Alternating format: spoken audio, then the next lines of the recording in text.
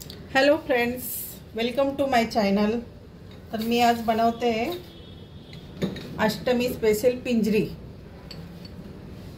हे बदाम घेतले 1 वाटी, काजू, मखाना, डिंक, पिस्ता, अक्रोड, वेलची पावडर आणि हे खरबुजाच्या बिया, त्याच्यानंतर थोडंसं जायफळ, हे बघा जायफळ आणि खसखस, थोडी खसखस, त्याच्यानंतर घेतले चारोळी। हे मी अंदाजाप्रमाणेच घेतलेत, तुम्हाला हवे तसे तुम्ही फ्रूट टाकू शकता त्याच्यामध्ये। आणि गूळ घेतलाय 2 वाटी बारीक चिरून मी, आणि हे पिस्ता घेतलेत म्हणजे वरतून डेकोरेट करण्यासाठी, आणि हे आपलं सुकं खोबरं हे असं किसून ठेवलेलं आहे मी, ऑलरेडी माझ्याकडे किसलेलंच असतं। आणि आता हे सर्व आपण तुपामध्ये भाजून घेऊया छान असं, आणि नंतर मिक्सरला लावूया। चला तर मग सुरुवात करूया रेसिपीला। चला, तूप चांगलं तापलंय तर आपण पहिले डिंक भाजून घेऊया।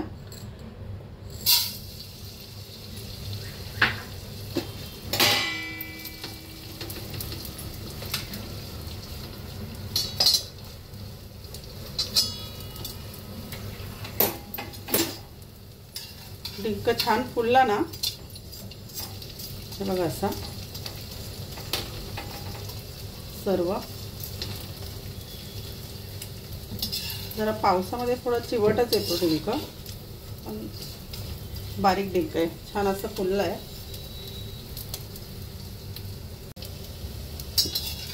डिंक छान फुललं आहे, आता डिंक काढून घेऊया। हे बघा इकडे एका ताटामध्ये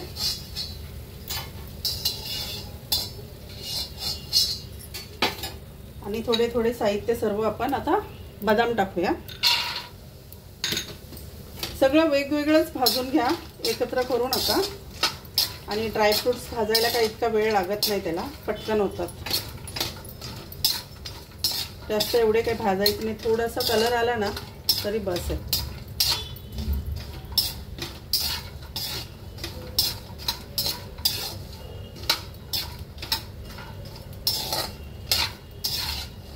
बदाम असे छान झालेत, हे बघा।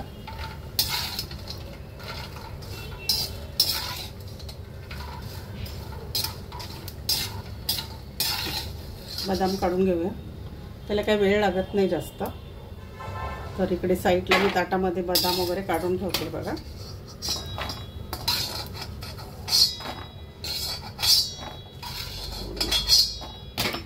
आणि अक्रोड टाकूया।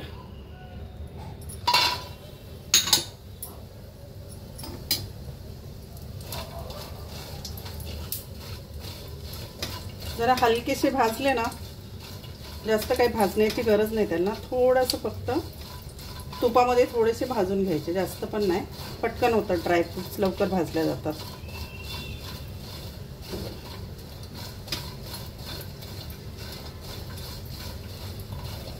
खमंग वास येतो छान असा ड्रायफ्रुट्स भाजतात।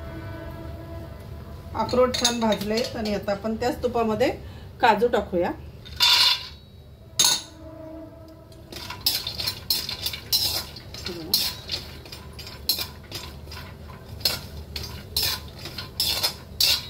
नंतर सर्व एकत्र करून मिक्सरला वाटून घ्यायचं सर्व। जास्त फाईन पेस्ट पण नाही करायची याची, थोडंसं जरा थोडं जाड असेल तरी चालेल। हे बघा काजू, जास्त कलर पण नाही आला पाहिजे, नाहीतर खूप डार्क होणार जास्त कलर त्याचा बदलला तर।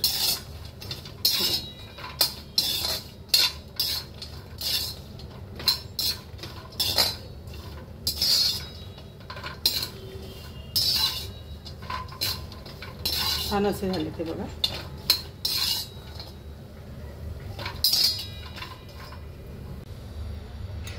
आणि 1 वाटी मी सुकं नारळ घेतले, ते किसून ठेवलेलं आहे। ते मी नेहमी किसून ठेवते नारळ, त्यामुळे पटकन काय काम असेल आपले लगेच होतात, थोडी तयारी असेल तर। आणि याला काही जास्त भाजण्याची गरज नाही, फक्त याचं मॉइश्चर निघण्यासाठी जरा 1 सेकंदासाठी भाजलं तर भरपूर आहे. हे बघा,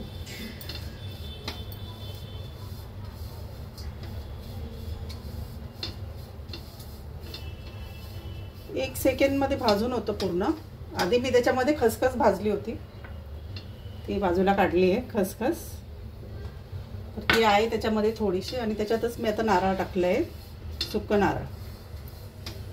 साधारण 1 वाटी आहे ही खोबऱ्याची.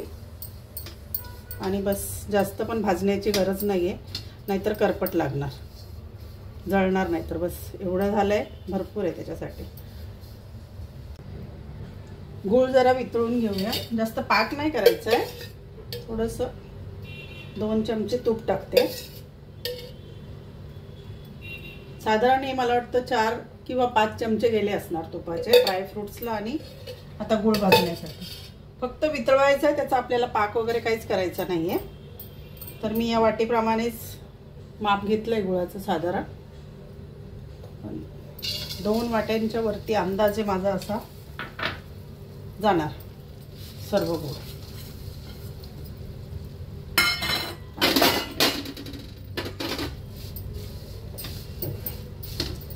फक्त वितळेपर्यंतच करायचं आहे आपल्याला, त्याला पाक वगैरे काय करायचा नाही त्याचा. नाहीतरी आता जन्माष्टमी येते, काही ना काही तर गोड हवंच ना. तर याचे लाडू पण वळू शकता तुम्ही, ड्रायफ्रुट्स दारू पण होऊ शकता, किंवा बर्फी पण होऊ शकते, किंवा पिंजेरी, काही पण त्याला काय नाव द्यायचंय तुम्ही देऊ शकता. दोन्ही पण होणार. लगेच होतो, जास्त पण जास्त वेळ थोडा वितळला ना भरपूर आहे. बस आपल्याला काही एक पारी तार वगैरे काही पर्यंत काही आपल्याला पाक करायचा नाही याचा, फक्त वितळून घ्यायचा याला.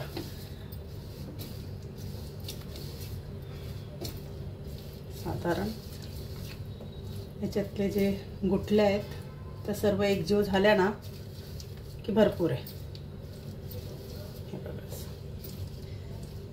आणि जर गुळाचा पाक थोडा थंड झाला ना, मग आपण जेवढं ड्रायफ्रुटचं सर्व मिश्रण तयार केलंय ना, ते थोडंसं जरा थंड झाल्यानंतर याच्यात एकदम पण थंड नाही व्हायला द्यायचं.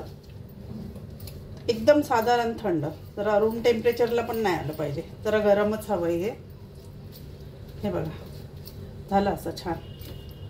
गुळ पूर्ण वितळला आहे आणि ना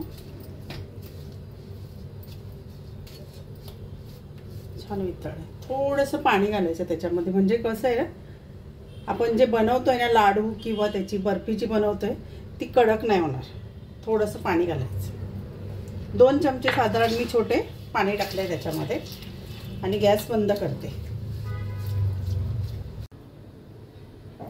आणि सर्व मी भाजून मिक्सरला, सर्व ड्रायफ्रुट्स आणि सुकं नारळ आपल्याला मिक्सरला लावायची गरज नाही आहे, ते असंच ठेवायचं. आणि आता त्याच्यामध्ये मी सर्व जायफळची पूड आणि खसखस जरा भाजून घेतली ती टाकेल, आणि वेलची पावडर. आणि आता जरा गुळामध्ये सर्व एकत्र करूया.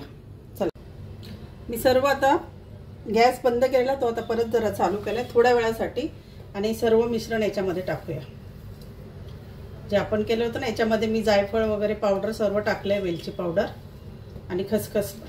तर याला जरा सर्व एकत्र करून घेऊया, आणि नंतर मग तूप लावलेल्या ताटाला आपण ते लावूया. कितपत जातोय त्याच्यामध्ये ते बघूया, कारण माझं ड्रायफ्रुट्सही थोडं जास्त आहे.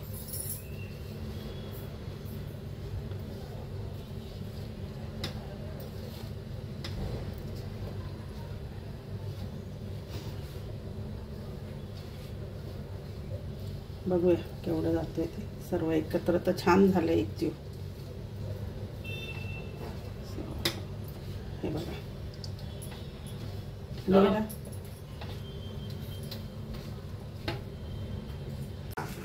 आणि आता सर्व मी या ताटात जे ड्रायफ्रुट्स काढले होते ना या ताटामध्ये, तर त्याला काही तूप लावण्याची गरज नाही, ते ऑलरेडी तूप त्याला होतच. तर आता सगळे एकत्र करून पटापट गरम गरम त्याच्यामध्ये टाकून घ्यायचं सर्व.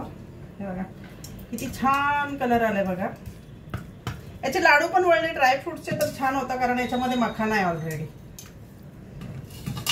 तर खूप फटाफट करावा लागतो, नाहीतर मला थंड झाला ना तर ते बसणार नाही म्हणून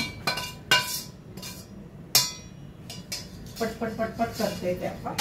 आणि त्याला हे बघा बॅचलरने असं हाताने पण दाबता येईल, पण जरा गरम असतो. दोन वाटी गुळाचं प्रमाण मला अगदी बरोबर. असे थोडेफार 1-2 वाटताना बदाम राहिले तर हरकत नाही, आपल्याला खायला पण छान लागतात, सो काय हरकत नाही आहे. तर मला वाटतं हे मी जरा हाताने केलं ना गरम तरच छान होतं बॅचलरपेक्षा. इतकं गरम आपल्या हाताला जमेल तेवढ्या.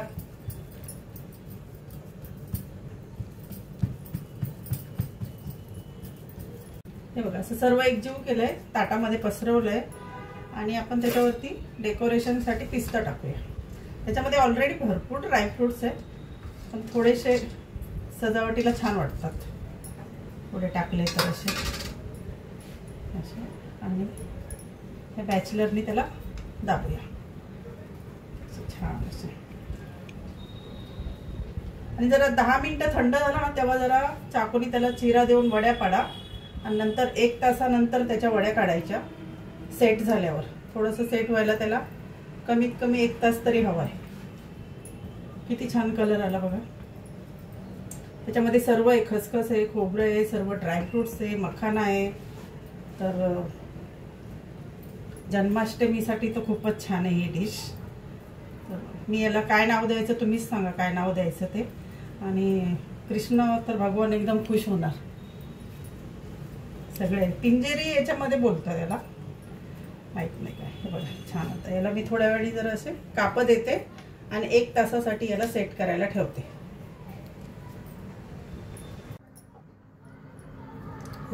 किती छान मस्त सेट झाली बघा बर्फी, एकदम मस्त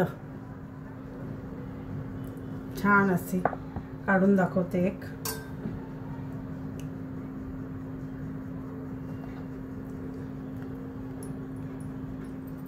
हे बघा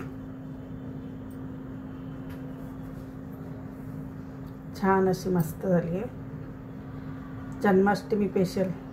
व्हिडिओ आवडला तर नक्की लाईक शेअर करा आणि सबस्क्राईब करा चॅनलला आणि सपोर्ट करा हो. हे बघा किती छान मस्त झाली आहे. अजून एक दाखवते तुम्हाला. हे बघा मस्तपैकी झाली एकदम छान. आणि आता मी ही सर्व डब्यामध्ये भरून ठेवते. हे बघा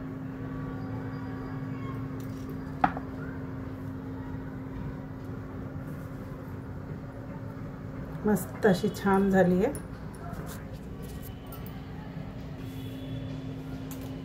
चला बाय.